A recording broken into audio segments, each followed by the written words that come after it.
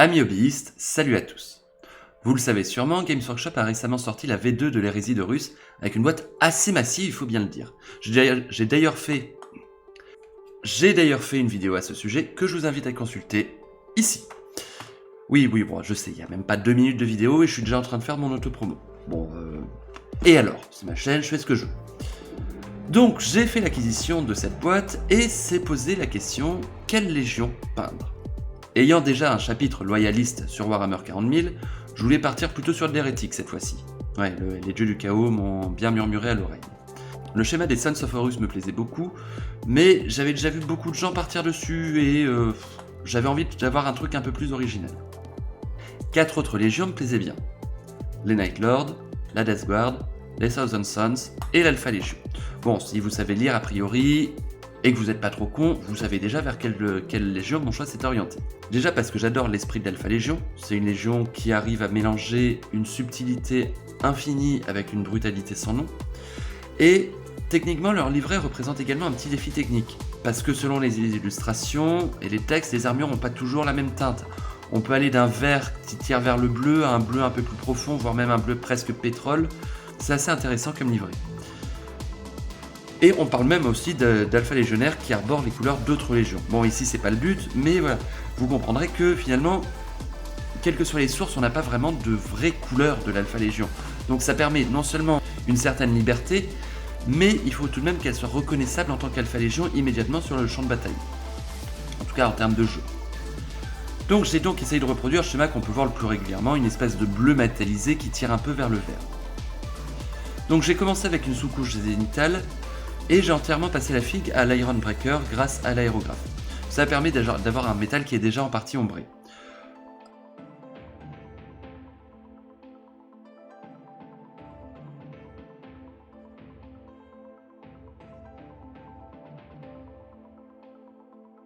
Après vient le moment de teinter le métal.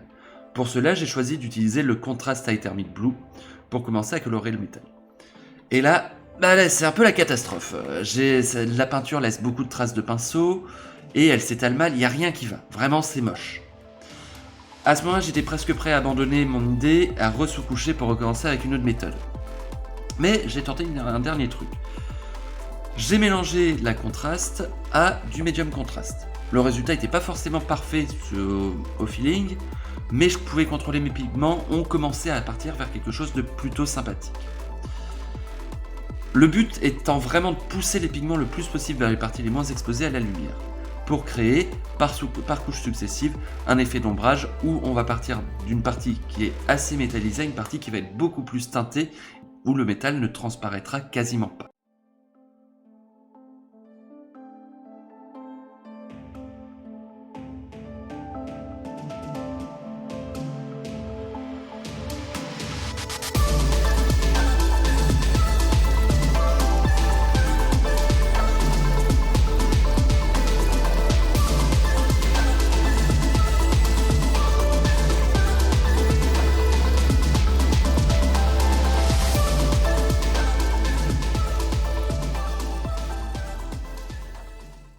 Ah, et surtout, rappelez-vous bien, lorsque vous peignez une figue, il y aura quasiment toujours un moment où vous direz « Putain, mais c'est dégueulasse, ça ressemble à rien, c'est pas du tout ce que je veux ». Rassurez-vous, c'est parfaitement normal. Surtout, vous découragez pas. Continuez à pousser votre peinture et allez jusqu'au bout de votre idée, en général les choses finissent par s'arranger. Vraiment, c'est un vrai conseil que je vous donne.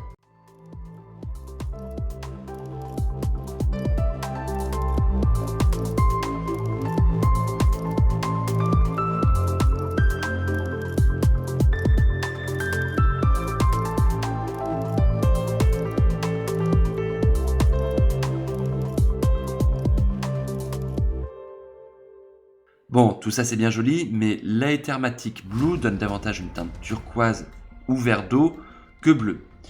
Il va donc falloir lui donner plus de profondeur et pousser la teinte bleutée. Pour cela, j'ai utilisé un shade de Drakenhof Nightshade et que j'ai passé dans les coins les moins exposés. Encore une fois, cela donne de la profondeur et permet de tirer davantage vers le bleu que vers le turquoise tout en conservant des nuances de couleur qui fait que, selon l'orientation de la lumière, notre œil ne sait pas trop quelle couleur lire. C'est parfait pour des légionnaires qui sont passés maîtres dans l'art de la tromperie.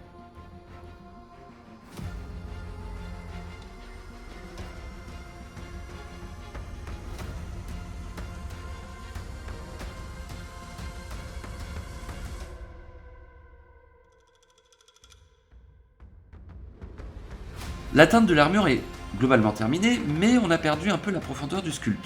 Pour ça, il va falloir rehausser tout ça, et un petit lining de Storm of Silver sera du plus bel effet. Si vous n'êtes pas doué en lining, ne vous inquiétez absolument pas, un lining même un peu épais va donner une illusion d'usure des pièces qui passera très bien.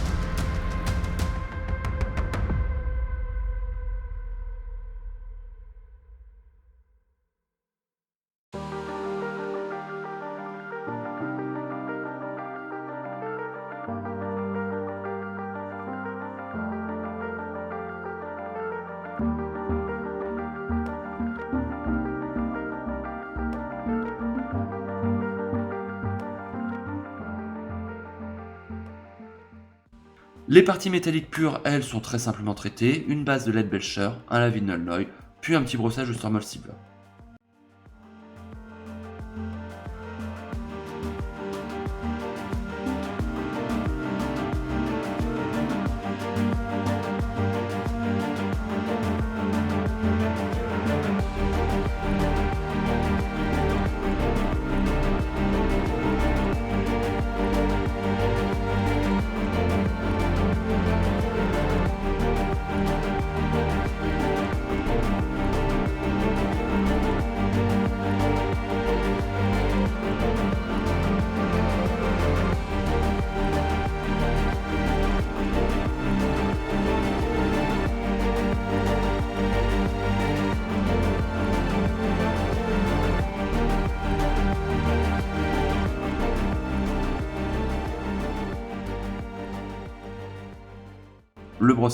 Le bolter, très simple également, une base d'Abaddon Black, un brossage au Storm of Silver, et c'est fini.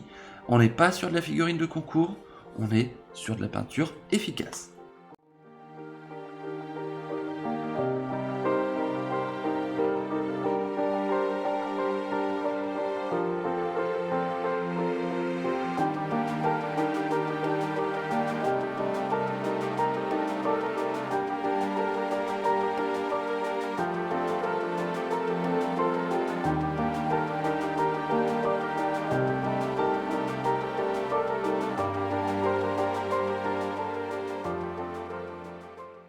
Le cuir, pas plus dur que ça. Base en Trondia Brown, lavé en Reclam Flesh Shade, éclaircissement Mantroon Brown.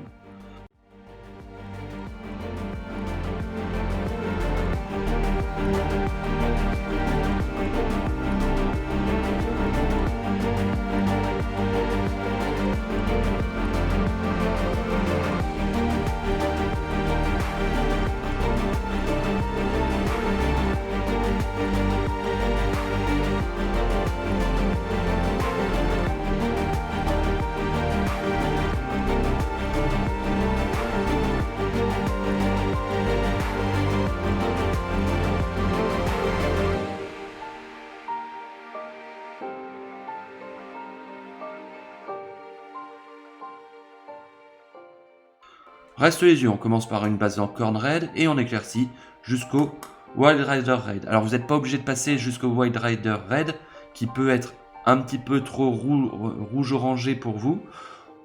On peut très bien s'arrêter au Evilson Scarlet, qui rendra très bien également. Deux petites touches de blanc pour les reflets, et puis voilà.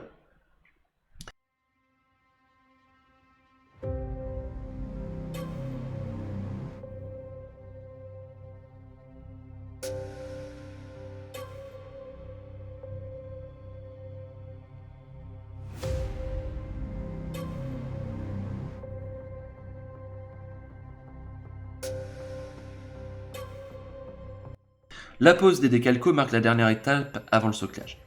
Malheureusement, j'ai oublié de vous filmer le soclage, on va parler rapidement. J'ai fait un socle de type martien très simple. Le rouge orangé du sol martien va très bien contraster avec le bleu du légionnaire pour ancrer le soldat dans son environnement. Deux petits brossages sur le bas des jambes. un en marron, l'autre en rouge. Faut que le brossage soit vraiment très sec pour donner un bon aspect poussiéreux qui va rendre votre figurine plus crédible. La figue est terminée, rien ne vous empêche de rajouter des Battle Damage. Pour ça, des petits traits au Stormos Silver entourés de noir, ça fera très bien l'affaire. Au final, vous voyez qu'aucune étape de la peinture ne sera bien compliquée.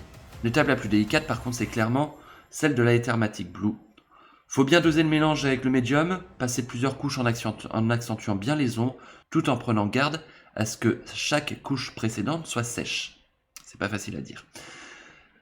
Parce que si elle n'est pas sèche, vous allez faire un effet tache de café, ce que j'appelle l'effet tache de café.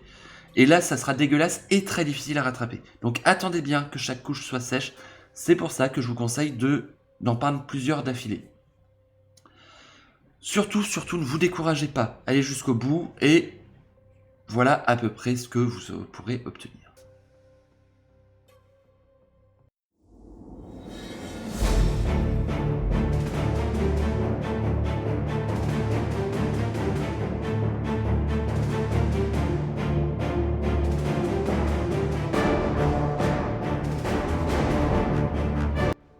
Et bien voilà, votre légionnaire de l'Alpha Légion est terminé.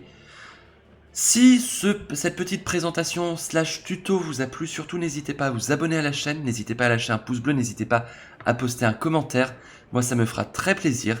Et en attendant, je vous souhaite à tous et à toutes une très bonne journée. Salut, bye bye!